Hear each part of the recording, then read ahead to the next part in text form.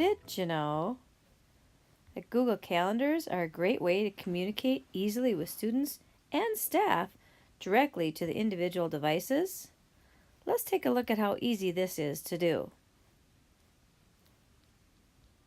Okay, so the first thing we're going to do is we are going to get you started by opening up and starting a class calendar that you can use with your students. So I started in Google. I like to use Chrome. When I'm in Chrome, if I'm logged in, I can just go to Google and then I can tap on my waffle to go to my calendar. So I'm going to open up my calendar. To get my calendar opened, just a couple quick things to point out. If you look up here under the top menu, if you don't like the month view, you can look from a different view. So there's lots of view options. You can see your month in view, so if you want to actually look at the week and have the previous month or another month showing, that's easy to do. If we look down here, these are the calendars that I actually have, and anything I check will be showing up on my calendar. So if I don't want to see some, I can take them all off and have a nice empty calendar, minus of course the Minnesota Vikings, which I did add, by the way, as an add-on calendar. So what we're going to do right now is we're just going to add on a calendar that you would use for your class. So to do that, if you look at the calendars to the left, one thing that seems a little bit misleading is it says add a friends calendar. If you tap that, it would let you add someone's calendar you know. Maybe you're going to share a calendar with a friend or a spouse or your children. But I'm just going to tap the plus next to it, which is actually add other calendars. So I'm going to tap the plus. When I do that, I'm going to click New Calendar so I can start a new calendar. And what I'm going to do is I'm just going to call this the name of my class. So my class is 7th grade history. Now I can just have one calendar for my entire course. So if I have 3 sections of 7th grade history, as long as they're all in the same place, I just have to have one calendar. I hit my Create Calendar, and then on the bottom is going to tell me when I'm done if I want to configure it. So I can configure it now. If I don't do that, I'm just going to show you the other way to do it. So it went away. Oh, darn it, how do I configure it? Well, I'm just going to hit my back button, and here is that calendar that I just created. I guess I already had one called 7th grade history. That's okay.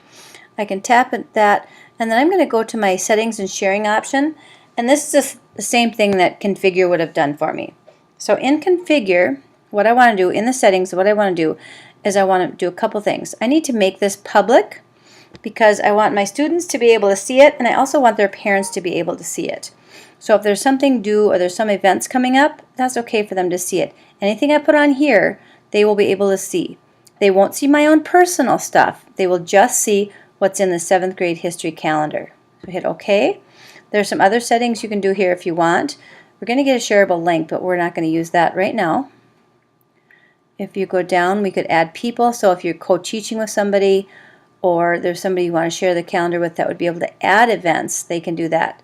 Because right now, if you look up here, all the public can do, all your students can do is just see all details. So they can't do anything more than see what you put into this calendar, which is exactly what we want. We want them to see what events you have coming up. Pretty simple. That's all we're going to do for now. We're going to come back to this in a little bit. And it's Google, so it's saving automatically for us. So I'm going to go out, and my calendar is public. That's how you get a calendar started.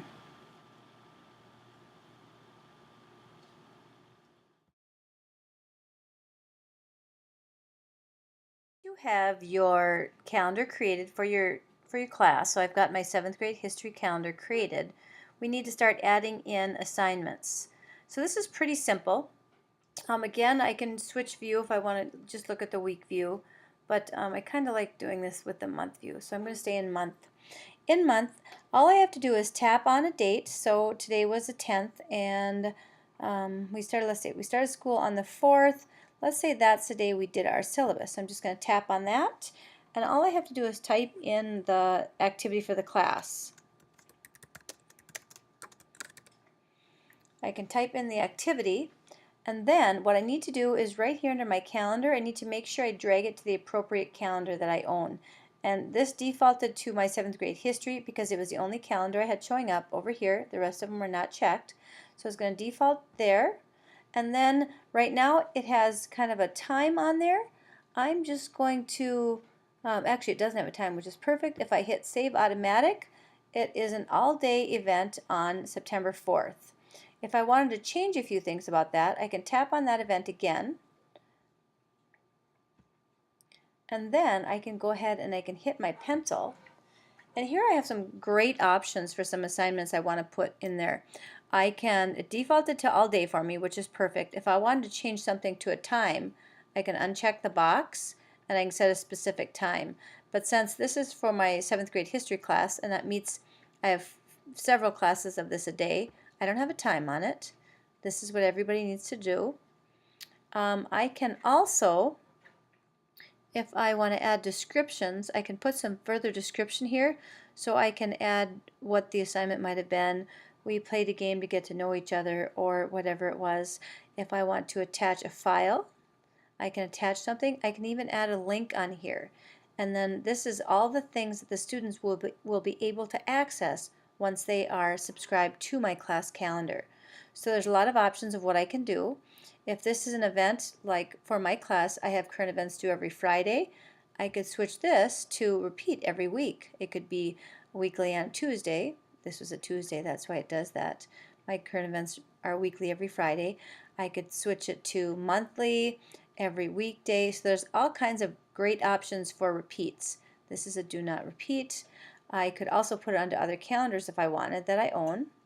I'm not going to do that right now. But just for quickly adding an assignment, if you remember, all I had to do was click on the date, add the assignment.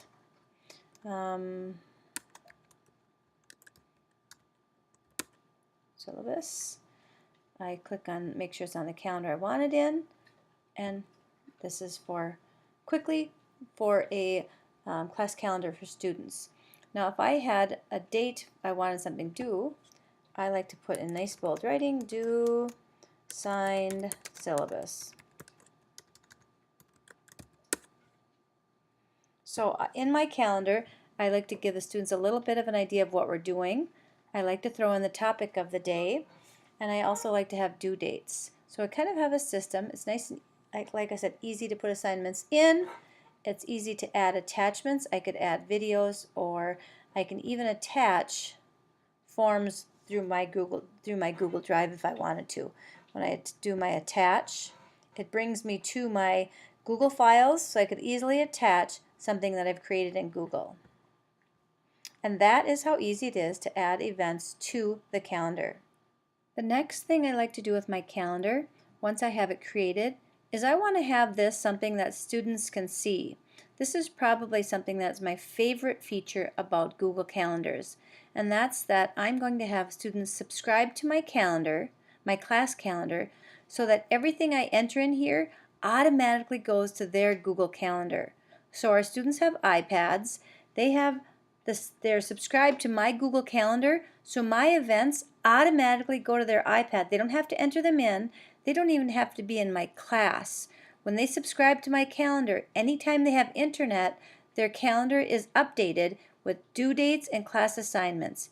It's a beautiful thing when students are absent or forget due dates. It's also a great way to communicate with parents and to let parents know what students can do when they aren't great about copying down due dates. So let's take a look at how to do that. Again, I've created my calendar already. I've added a few events in here. Now I want to make sure my students can access this and it's always on their device. So I'm going to if I touch this calendar here, if I go just to the right of it when I've got my three dots, if I tap on that, I can go to Sharings and Settings. In Sharings and Settings, I'm just going to scroll down a little bit. Remember, we have to make this available to public, so make sure if you haven't done that, that it is. Then we're going to go down a little bit farther. And if I want my students to have all of my class calendar events on their calendar, on their device, I have to make this calendar public in the iCal format. So I'm going to take this address right here, and all I have to do is copy that. So I can tap on it. If I tap on that, tap on it, or tap off and tap back on. There we go. I'm just going to hit the Command C or the Open Apple C, depending on which type of device you have. So I'm going to copy that. You can also do the right click or the secondary click. Oh, nope, I guess you can't. Sorry, that was not true. So I'm going to just tap on it. I'm going to Control or Open Apple C that. I've got it copied. And then the next thing I do is I just need to get this address to my students. So the way I'm going to do it is I'm going to email it to my students. So I'm going to go into my email. So when you send the email to the student, you're going to get an email with the link. And all they have to do is tap on that link. And it will then ask them to subscribe to your calendar. When they click subscribe, it will then basically put everything into the calendar and they can instantly start looking at the events. So if we click view events, it's going to send us to our iPad calendar. And now you can see all the events are populating the calendar immediately. What a great way to be able to share your class calendar, your class lessons with your students.